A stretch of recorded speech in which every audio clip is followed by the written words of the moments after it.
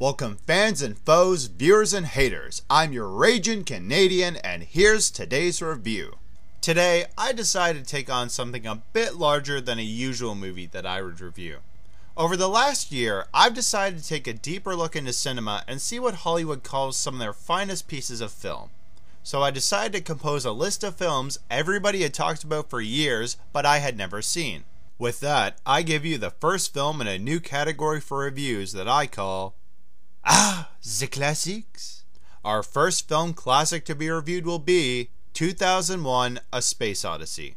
I once saw this in a list of the greatest science fiction films of all time and could not believe my eyes or ears when I found out they had pushed Star Wars right behind this movie. Star Wars was a film phenomenon, and this movie was something I heard people mention 3 or 4 times in my life. I didn't get it, so naturally, I followed my curiosity.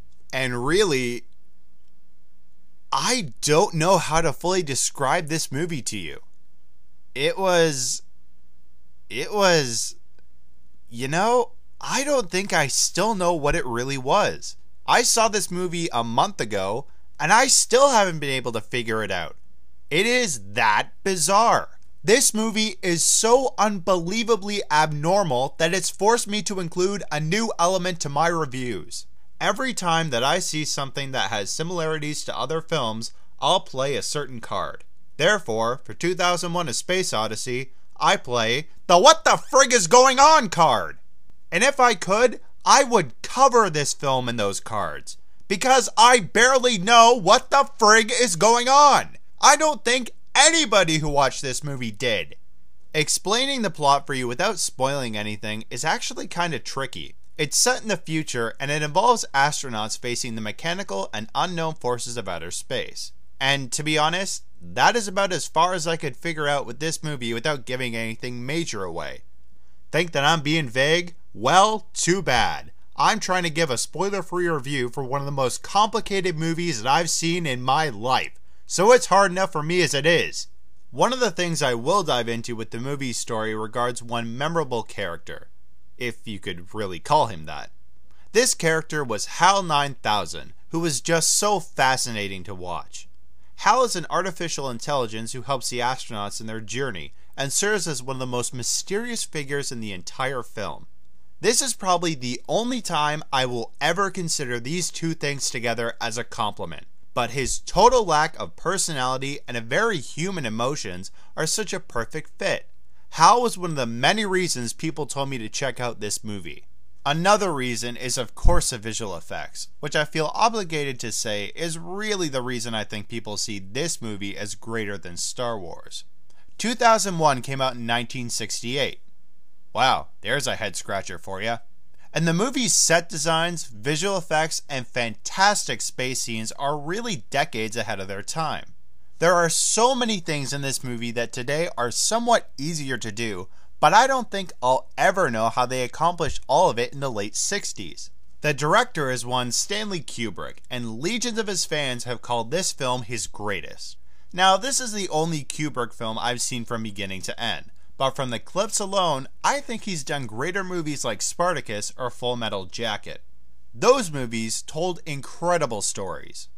This? I still have no idea what the heck this is. To define this movie is really like going to the opera. Every legendary piece of music you hear makes you feel like you're really part of something awesome. But the story itself, you really won't understand. In an opera, mostly everybody speaks in a foreign language and the body language and scenery are what drives the performance.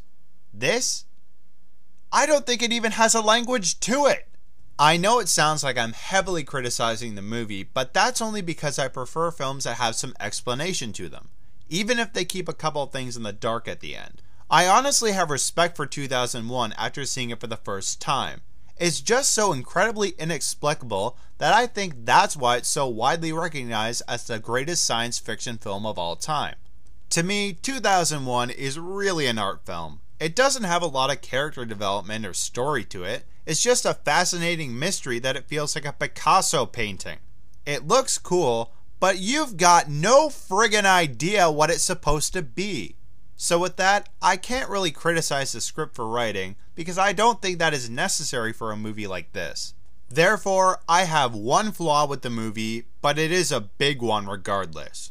2001 is chock full of scenes of just long, drawn out nothing. Now, I know I just said it's an art film and the story really doesn't need that much movement, but honestly, it's nothing.